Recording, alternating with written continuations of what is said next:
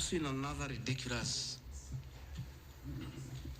allegation that the Honorable Rigathi Gachagua, Deputy President of the Republic of Kenya, has since becoming Deputy President, acquired 80 acres of land in Meru. That is false. What is true is that the Deputy President is a member of Solution Circle Limited in Meru. And for those who do not know, the Deputy President is half Meru, half Kikuyu.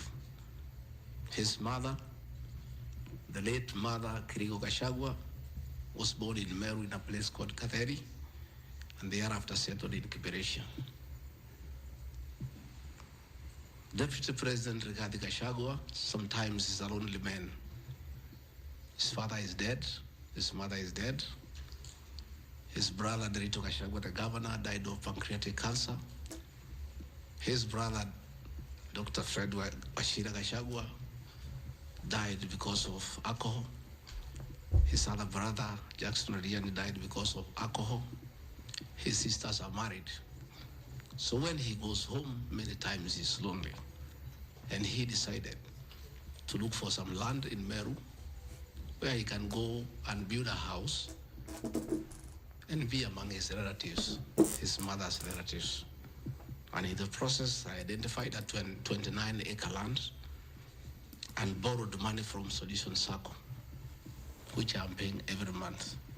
We'll give you documents to show you that this is 29 acres, not 8 acres, that I have bought from a loan that I have taken as a member of Solution Circle in Meru, the land of my mother, and which I call home. I have seen an allegation that I have a dairy farm in Nyandarua. I don't have a single animal in Nyandarua.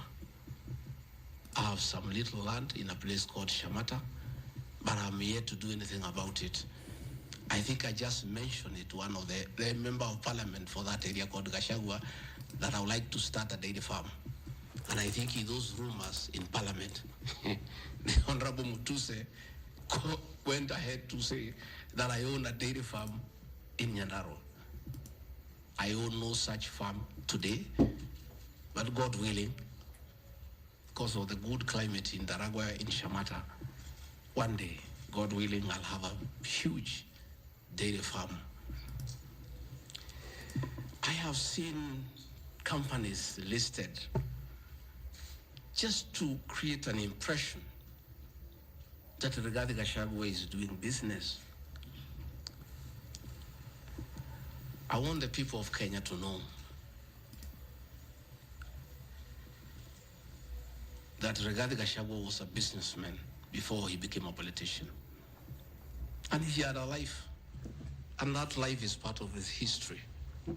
So getting companies that were associated with him 15 years ago, 13 years ago, 10 years ago, and publishing them, it's just being mischievous.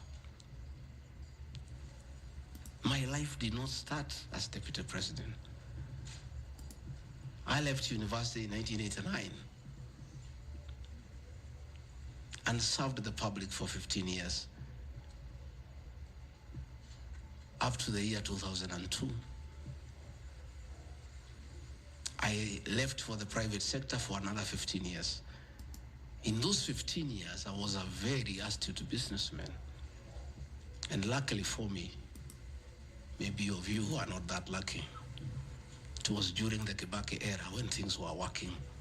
The economy was strong, business environment was right, and there was room to make money. And I made money that time. Those are old companies, and they are not trading. And when I became deputy president, a few companies that own properties, I transferred to my children, and I told them to continue doing business and not to do business with the government because I don't want conflict of interest.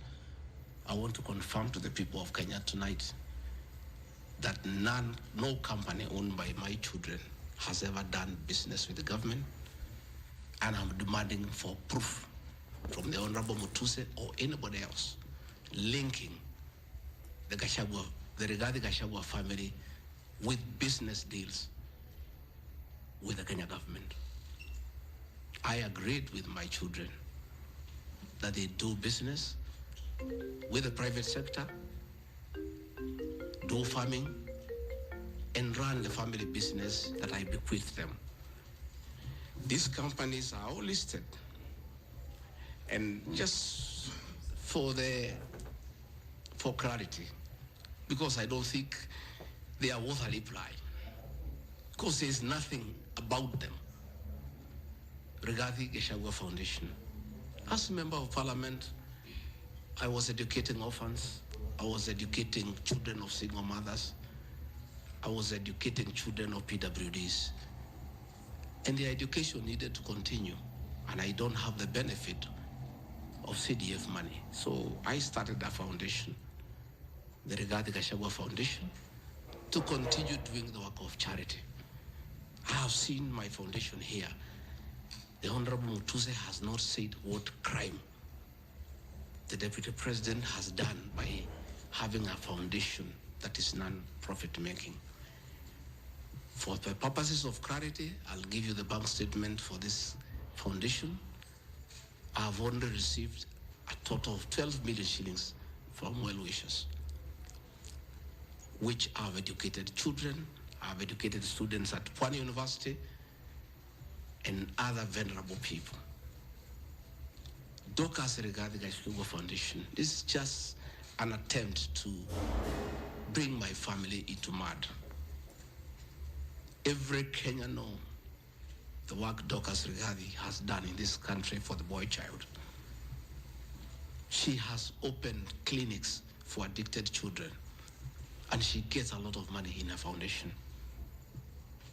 Since the decision was made that the government will not fund the office or the spouse of the Deputy President, Kenyans of goodwill flock to her every day with cash donations,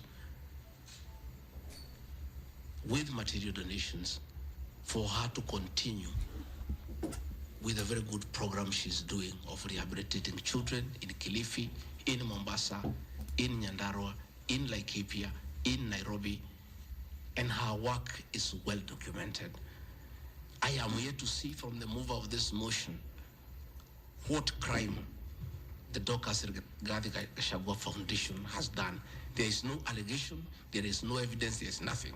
Against Rigathi Gachagua Foundation, there is nothing. Spiritway Limited is a company registered by Dorcas Rigathi that does work with church ministries. This ministry has not traded, does not even have a bank account. It's some strong women of God who have come together to create a company around their issues, to preach